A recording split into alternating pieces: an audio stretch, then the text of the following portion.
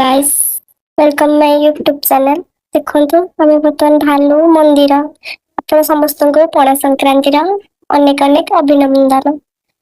ଚାଲନ୍ତୁ ଏବେ ବୁଲିବାକୁ ଯିବା ମନ୍ଦିର। ଆମେ ବାହାରି ପଡିଲୁ ଗୋରେଖନାଥ। ଆପଣମାନେ ତ ଯାଇଥିବେ ନିହାତି, ଆଉ ଯୋଉମାନେ ଯାଇନଥିବେ ଦେଖନ୍ତୁ।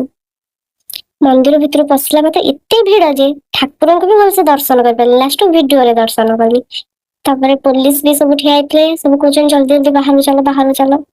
କଣ କରିବି, ଦୀପ ବି ଜଳେଇ ପାରିଲିନି, ଧରି ଲାଷ୍ଟ ପଳେଇ ଆସିଲି ଦୀପ। ବାହାରେ ଆସି ସେଠୁ ଲାଷ୍ଟ ଫଟୋ ସୁଟ କଲୁ। ଫଟୋ ସୁଟ ସବୁ କଲା ପରେ ମୋର ତ ଫଟୋ ଆଉ କେହି ସୁଟ କରିନାହାନ୍ତି, ମତେ କହୁଛନ୍ତି ଆଉ ଗୋଟେ ମୋ ସାଙ୍ଗରେ ଭଉଣୀଟେ ଯାଇଥିଲା ସେ ଫଟୋ ସୁଟ କଲା। ତାର ନେକ୍ସଟ ଲୋକେସନ କୁ ବାହାରିଲୁ, ନୀଳକଣ୍ଠେଶ୍ଵର। ସେଟା ବି ବହୁତ ବଢିଆ ଭିଉ ତାର ସେଠି। ଆରାମସେ ବୁଲିଲୁ, ପୁରା ଛାଇ। ଆଉ ଯିବ ମାନେ ସେ ଜାଗାକୁ ଥରେ ପୁରା ମନ ଲାଗିଯିବ। ତାପରେ ସମସ୍ତଙ୍କର ଟିକେ ଭିଡିଓ ନେଇ ଆସିଲି। ଆଉ ଗୋଟେ ତ ଭିଡିଓ ଦେଖି ପୁରା ଷ୍ଟାଇଲ। ତାପରେ ମୁଁ ନିଜକୁ ବି ଟିକେ ଆଣିବି, ଦେଖିବେ। ମସ୍ତ ସବୁ ମଜା କଲୁ, ବହୁତ ମଜା କଲୁ। ତାପରେ ମଜା କରିସାରିଲା ପରେ ସେଠିକାର ଭିତରକୁ ବି ଗଲୁ। ସେଠି ବି ଠାକୁରଙ୍କ ଦର୍ଶନ କଲୁ। ସେଠି ସବୁ ପ୍ରକାର ଠାକୁର ଅଛନ୍ତି, କିନ୍ତୁ ମୋ ବ୍ଲଗ ରେ ଆସି ପାରିଲାନି। ନେକ୍ସଟ ଟାଇମ ଗଲେ ସମସ୍ତଙ୍କୁ ଦେଖେଇବି, ସବୁ ଠାକୁରଙ୍କୁ। ପୁରା ଖୁସି ଲାଗିବ ଦେଖିଲେ। ଫଟୋ ସୁଟ ଖାଲି ନର୍ମାଲ ଯାହା କରିଥିଲି, ଆଉ ଭିତରର କିଛି ଭିଡିଓ ଆଣିନଥିଲି।